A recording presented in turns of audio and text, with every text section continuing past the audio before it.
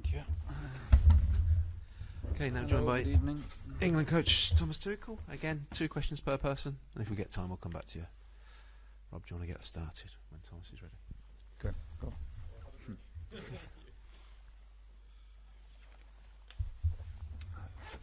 Good to see you, Thomas. Thank you. Can you update us on any specific team news, please, and specifically whether Harry Kane can play a full 90 minutes? Very easy with Harry. He can play. He's fit. We did the right thing. He's top in training and ready to go. And I don't see why he should not be able to play 90 minutes. The pause was just a short pause for him. He played all matches before for Bayern Munich, so I don't see any obstacles there. Oli left camp, unfortunately. It was too painful. He could not train with us, so he is in treatment with his club and tries to get ready for the weekend. That's basically it. Everyone else is with us and available. Good man.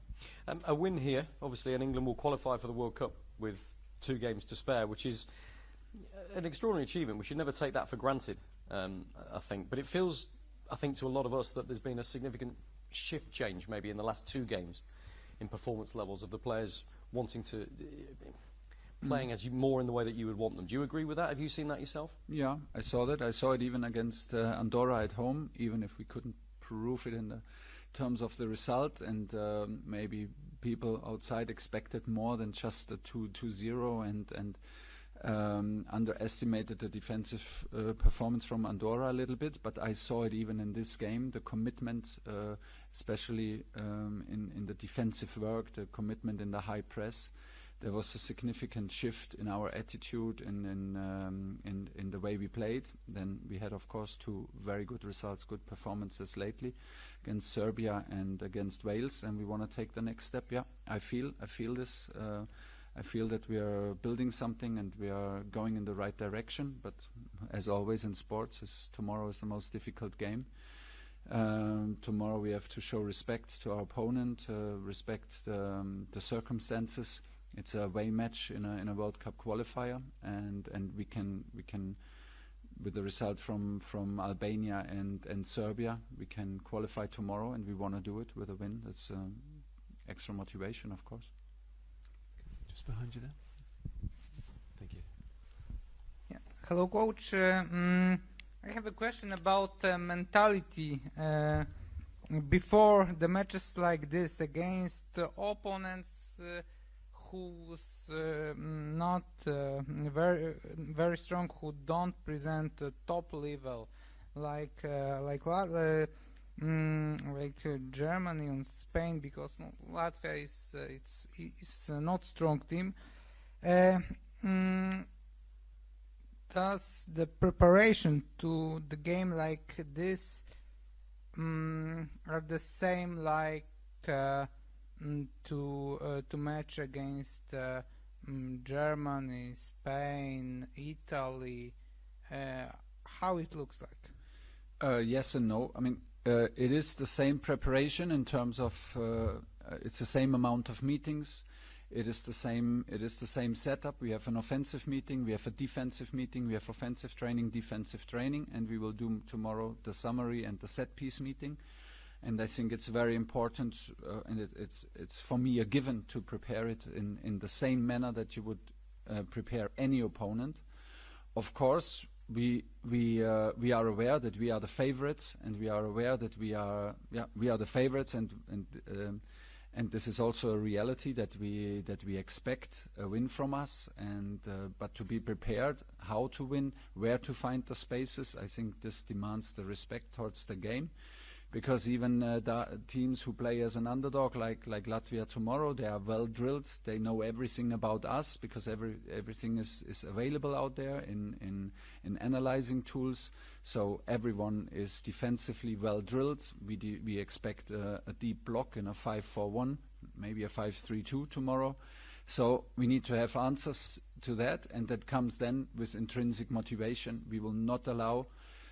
We don't want to get away with 80%. We don't want to get away with 90%. We want to put a performance in that makes ourselves happy, that makes ourselves proud, and this performance should then be enough to beat your team and hopefully get the win. But we show respect in the preparation.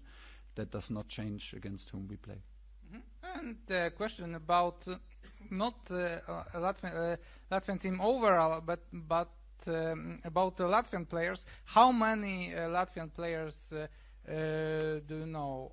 You can explain also footballers from the past, from the present. I hope that you remember from Bundesliga, Artyom Srudnius. Help me with the Bundesliga. Who played in the Bundesliga? Artyom Srudnius. He played in Hamburg, HSV and FC Köln while you were coaching Bundesliga. Can you tell me his name again? Artyom Srudnius.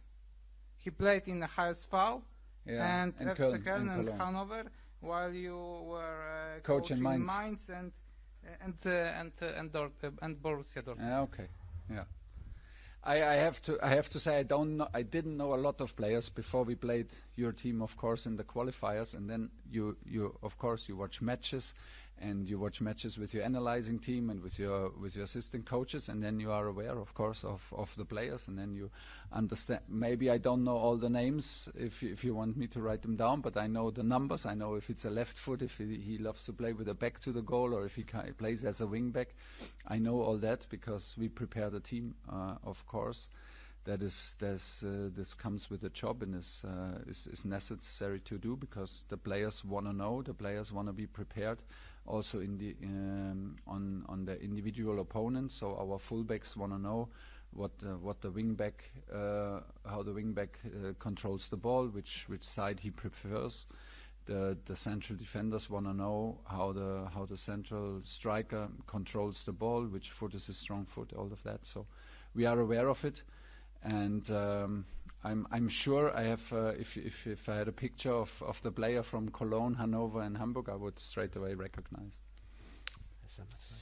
Thomas, you mentioned rhythm, momentum, building a team, and team spirit a lot over the course of this international break. How will that influence the team that you pick for tomorrow's game? I don't know actually which team I pick. I have not decided yet, but everyone deserves all of the players. We had enough time to recover after the match against Wales. So we had 2 full training sessions yesterday and today. The spirit and the momentum is clearly there. The players are fully focused. They train with an awareness. They train with joy. They train with a lot of quality. You can sense it. So everyone made an impact. Everyone made himself available, and it's on us to take some choices. I don't think that we can go wrong with the choices, but the question will be: will we change a lot? How do we manage maybe some minutes? But the focus is on building a strong team, starting in a strong team, starting also a team that is used to play with each other, to not give any wrong signals, because it's a given to respect your opponent, and we need a strong team and a strong performance to win a away game in a World Cup qualifier. You mentioned earlier that you expect your team to win. You demand that your team win tomorrow. That would mean qualification. If you do qualify, it means that you have 2 extra games at the end of this qualification period, which become effective friendlies, really. What opportunities does that give you in the next international break? And are there any frustrations that it'll be such a big gap between the end of this month and the next competitive game? Yeah, this will be a long break. But it is what it is. The point is to not dwell on problems, but to find solutions and to turn it around and find solutions that then we have maybe an advantage out of it. However, we will do this. Believe it or not, my thoughts are not about November right now, because it will change a lot if we can fix qualification or not. So this is where all the energy goes at the moment. When I say I expect a win, I expect first of all a performance that makes us the deserved winners. I know good enough that it's never guaranteed to win football matches. Too many things can happen. Luck and being unlucky is such a big part of the game. but we are in the moment where we expect the next good performance, top performance from us, and that should give us all the chances to win. And then if we do that, we talk about the next step, but before, with full focus on tomorrow. Hi, Coach. Yanis from Baltic Football News. I have a question. In your coaching career, you have coached sides who have been heavy underdogs heading into the game, probably. Yeah. And my question is, if you put yourself for one night as a Latvian national team head coach, what will be the message to the players tomorrow before the game against England?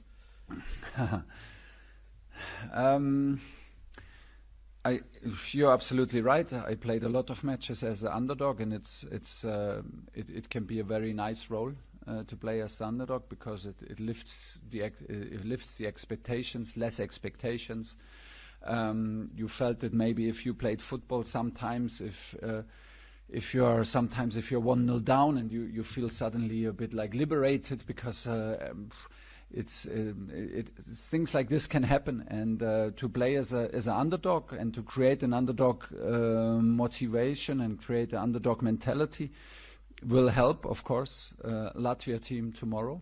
I think they will make the most of it. I think they will try to implement the spirit that they have nothing to lose, and the longer they hang in there and the longer they make life difficult for us, it can maybe lead to frustration. On the other side, in our dressing room, we demand, of course, things and a high rhythm and a high physicality in the game that hopefully your team cannot cope with us. And we will try to focus only on the things how to act, and not on the surrounding. If we are favorites, or if we are like eye to eye on the same level, or if we are underdogs, it's just like a noise that will hold us back from performing. So we know what we demand of ourselves, and we want to get this game tomorrow going. We want to play in a high rhythm from the start, and implement a physicality that is difficult to cope with for your team. But yeah, the situation is clear. You are the underdogs, and we are the favorites. Hello, Coach. Arkadis from Latvian media. In January, Jordan Henderson played here in this stadium and lost with the Ajax. So maybe he mentioned this fact in a team Good talks. that you say it. He will not be in the team tomorrow now. I didn't know that. Bad for him. He lost with Ajax. Yeah, 1-0 to RFS Riga team. Okay, he didn't tell me that. And the second one, what do you think, and how much you are aware of playing in stadium with athletic tracks and without one stand even?